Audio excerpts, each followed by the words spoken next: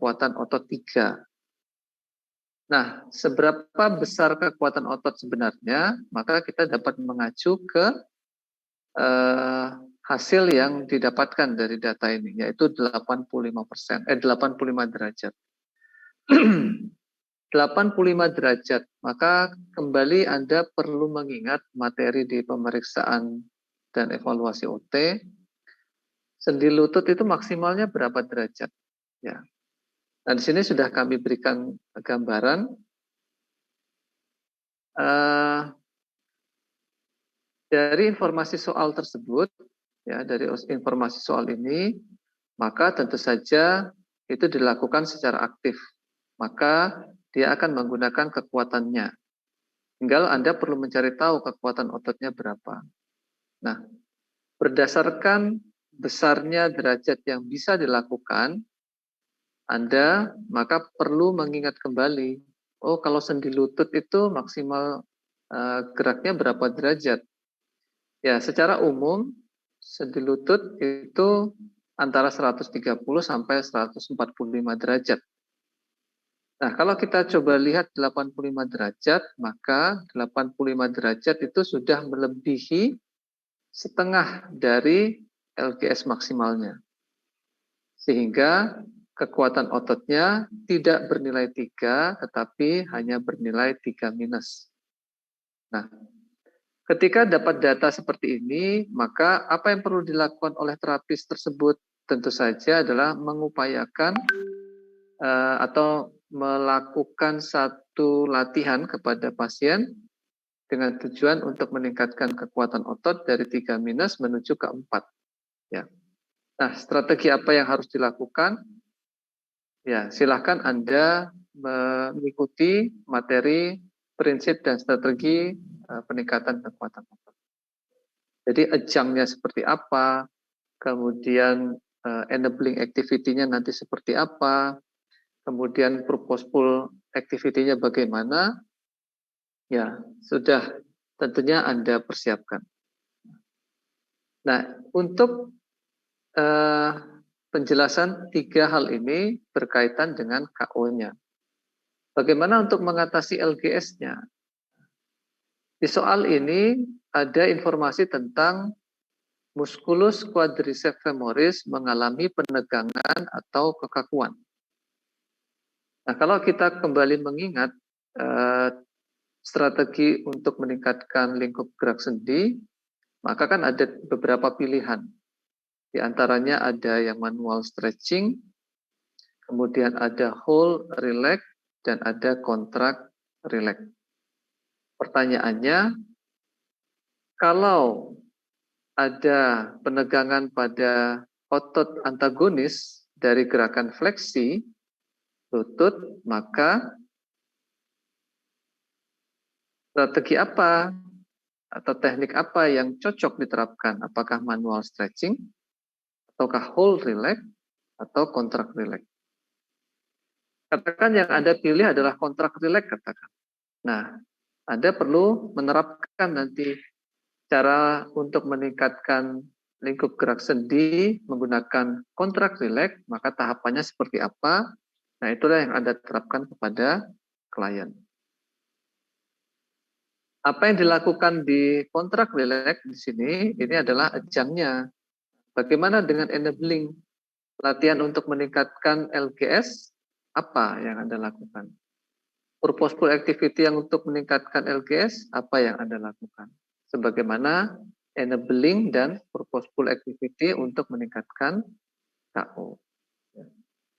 Jadi dari satu soal ini, Anda akan dinilai bagaimana penerapan strategi meningkatkan KO dan LGS. Jadi di dalam melatih pasien, adjunct yang Anda lakukan tentu saja akan ada dua tujuan. Satu, adjunct untuk KO-nya, satu lagi adalah adjunct untuk LGS-nya. Begitu pula dengan aktivitas di tahapan enabling, ya. Berarti ada latihan untuk meningkatkan LGS dan latihan untuk meningkatkan KO. Begitu pula dengan purposeful activity. Pertanyaannya, bisa tidak enabling dan purposeful activity itu latihannya hanya satu, tetapi untuk dua keperluan. Keperluan LGS-nya bisa meningkat dan keperluan untuk meningkatkan KO. Bisa saja. Ya, yang terpenting Anda harus kreatif di dalam menentukan bentuk latihan apa yang bisa untuk sekaligus menstimulasi LGS dan KO. Jadi itu sangat memungkinkan sekali. Jadi seperti itu kurang lebih soal yang akan ditunjukkan ya kepada Anda. Jadi nanti alternatif soalnya cukup banyak sehingga antara satu mahasiswa dengan mahasiswa lain dimungkinkan akan tidak sama. Jadi perlu dipersiapkan dengan baik, terutama terkait dengan letak otot, ya, kemudian fungsinya apa, kemudian berapa luas lingkup gerak sendi dari sendi tertentu begitu, termasuk juga letak stabilisasi baik proksimal dan distal pada saat Anda melakukan latihan untuk kejang maupun pada saat Anda melakukan enabling maupun purposeful. Jadi harus diperhatikan ya semuanya hal itu. Nah, untuk hal yang dinilai, jadi untuk penilaian,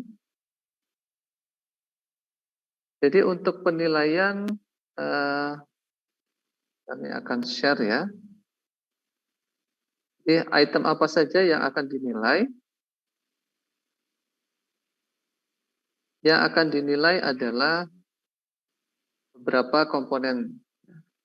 Di antaranya adalah pada fase orientasi, jadi dibiasakan untuk mengucapkan salam, kemudian memperkenalkan diri, kemudian menyampaikan atau menjelaskan tindakan apa yang akan dilakukan.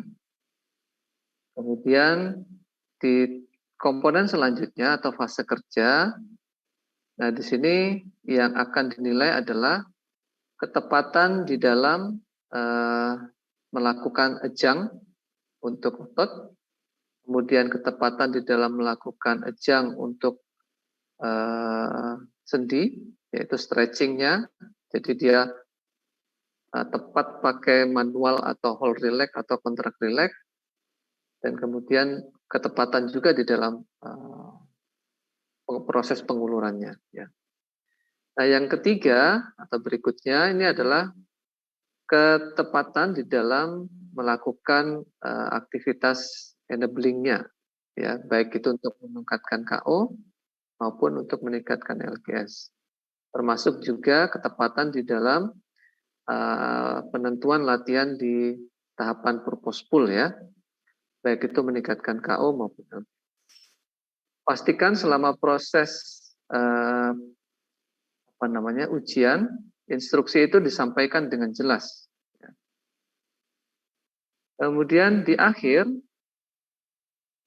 sebaiknya ditutup dengan berpamitan, bisa dengan kalimat baik Bapak atau Ibu, demikian saja terapi yang dapat kami berikan pada saat ini. Selanjutnya silahkan untuk melakukan latihan serupa di rumah dan sampai bertemu di lain kesempatan ya. Silahkan untuk redaksionalnya, saya yakin Anda sudah terbiasa dengan hal itu. Setiap individu diberikan waktu 10 menit. Ya. Jadi jika melebihi dari waktu 10 menit, maka meskipun ujiannya belum selesai, akan dihentikan pada saat itu. Oleh karena itu, di dalam ujian, manajemen waktu harus diperhatikan, termasuk juga